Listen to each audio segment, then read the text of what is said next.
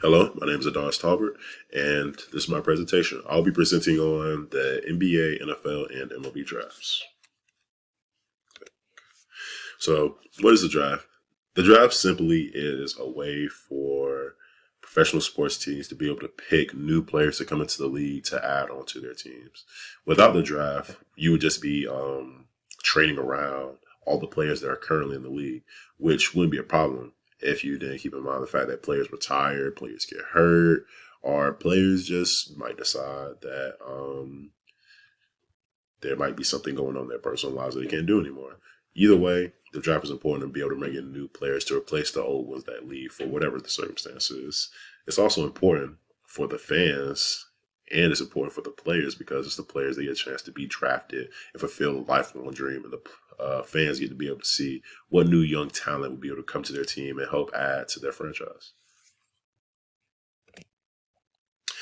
NFL draft origins. So the NFL draft hasn't changed much over the years. I'll just go ahead and say that now. But the NFL draft was proposed by Bert Bell in 1936.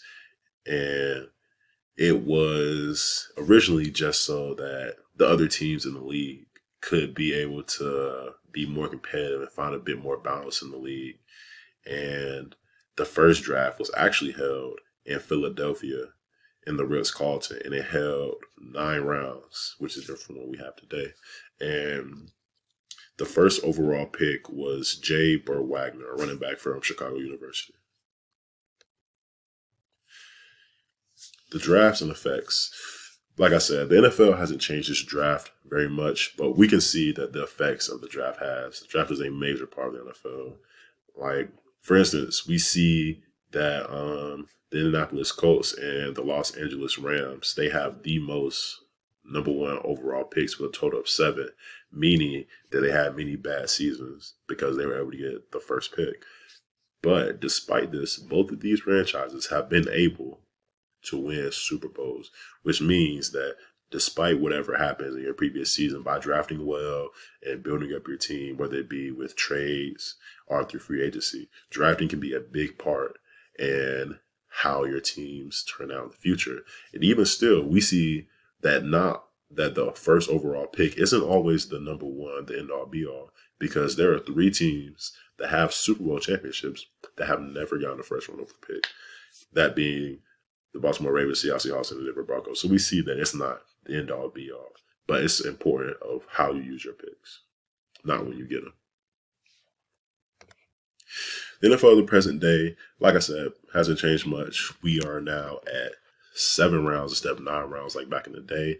And the biggest change is really just the publicity of it, because the first NFL draft was held in a hotel, the Ritz-Carlton, and there was no televised event. It was just writing down lists on a name, and that just was a draft. But now it's streamed all over the country. Universities from all over the country, worldwide. From all over worldwide, tune in to see their players get drafted. Same with fans and parents. The draft has just become a much bigger public thing now because people actually really tune in and watch it more than back in the day. But overall, aside from that, the draft has stayed relatively the same. NBA draft origins. The NBA's draft origin isn't as cut as dry the NFL in its long history. There have been many changes from then to now, but the first ever draft was held July 1st, 1947 in Detroit, Michigan by the BAA, the Basketball Association of America, which would later become the NBA after mergers from other leagues that would lead to, the one association that we have now. And the first ever draft by the BBA was Clifton McNeely. He was drafted by the Pittsburgh Ironmen, which isn't even a team now. For the time, there were a lot of different changes. One example being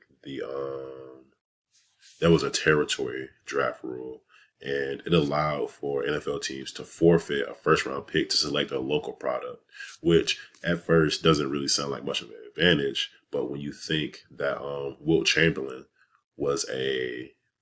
he went to Philadelphia, and he was a territorial draft pick.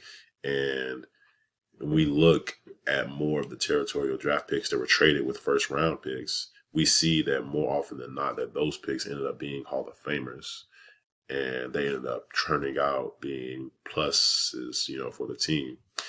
And that was a very big deal at the time. But it became a problem later on.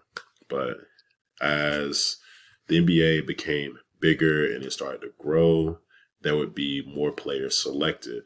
And we see that the lack of rules started affecting the NBA because teams could just draft until they didn't feel like drafting anymore.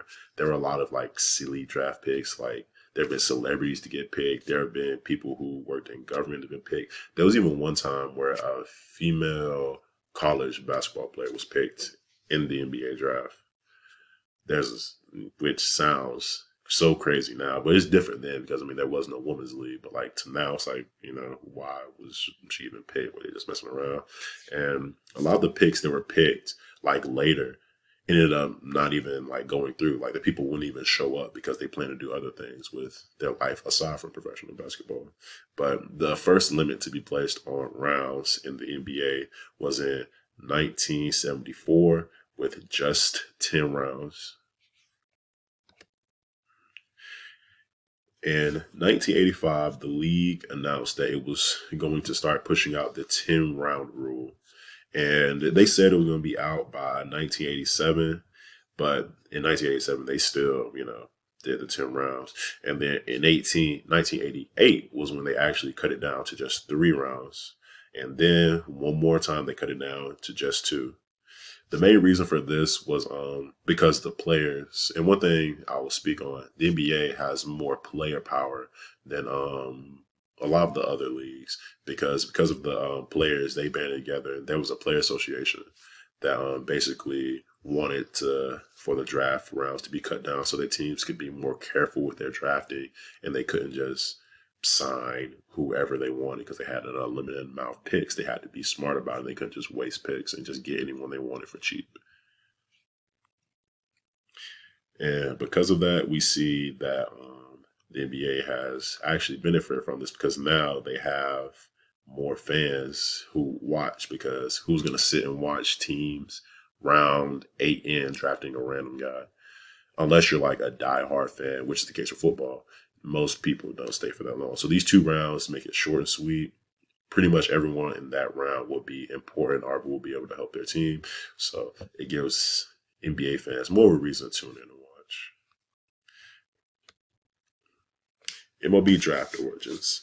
So the MLB is slightly, well, not even slightly different. It's a bit unique compared to the NFL and NBA drafts, actually. The first year draft, also known as Rule 4 draft, is the major mechanism for assigning amateur baseball players from both high school, college, and other amateur clubs. High school being the major thing. NBA and NFL do not take players straight out of high school. The NBA used to, but they stopped. The major example being LeBron James. But the MLB kept this rule, and they still allow players from high school to be able to come straight into the MLB. The first draft was held in 1965, and unlike most sports, it was held in the middle of the season in June. And another difference that we see from the MLB draft and other drafts is the fact that it is much larger than the other drafts that we talked about. The original draft had a total of 40 rounds. Just insane amount of players could be drafted. But that would change later on. But the first pick in the history of the MLB draft was Rick Monday from Arizona State University in 1965. Fun fact, Arizona State has produced the most pros. Okay. The MLB has seen many changes to its draft process. Most notable being the amount of drafts there is, because at some point there was more than one. But originally there were 3 separate drafts. There was the June draft, which was the biggest and was, for high school graduates and seniors who finished their seasons. And, the one that we still see. The 2 other drafts ended up being dropped. The second draft was held in January for high school players and college players who graduated in the winter. And then lastly, there was an August draft for players who participated in summer leagues.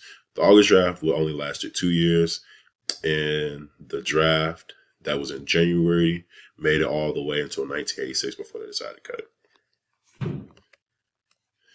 The present day draft actually saw very recent changes, that being because of the global the global pandemic, COVID-19. Due to the global pandemic, the draft was held virtual and not at Studio 42 in MLB headquarters. And ever since then, the draft was changed. In that June draft, instead of 40 rounds, there was only 5. And then from then on out, after that draft, there was 25 rounds instead of 40, which is a major cut, which was almost half because, 40 to 25. But despite that, it's still held in the middle of the season. It's held in July during the All-Star week. So despite the decrease in rounds, the MLB draft is still by far the largest draft out of all the other professional sports, especially the ones that we've talked about today. And it allows for players to be drafted straight out of high school, which is what separates the MLB from drafts like the NBA and the NFL. This right here is my reference page, and I would like to thank you for staying here to watch and see my presentation. Hope you have a nice day. Goodbye.